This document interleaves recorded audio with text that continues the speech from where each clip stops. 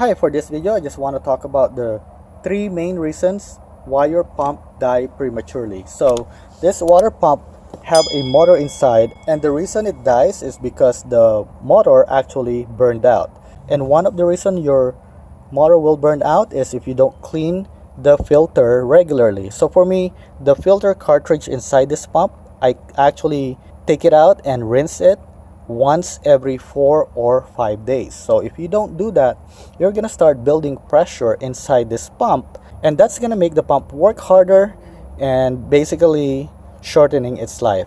Okay, the second reason is when you first set it up or when you replace the filter, you want to make sure that you air it out. Okay, so if you don't air it out, you might have an air buildup in one of the hoses. Okay, and those air will get pushed into your pump, and sometimes it would not just come out right away. It will stay there, and without water inside, your pump is going to burn.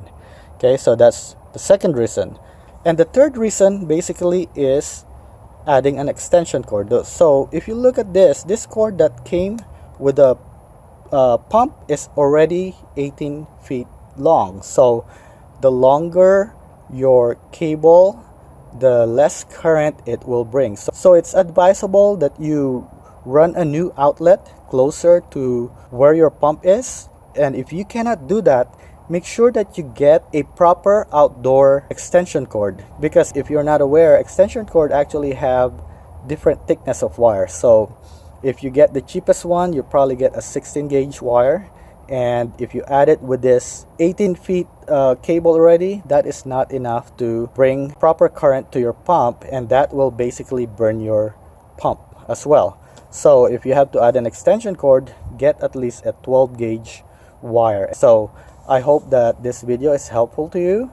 Please make sure to click the like and the subscribe button to help my channel, and thank you for watching.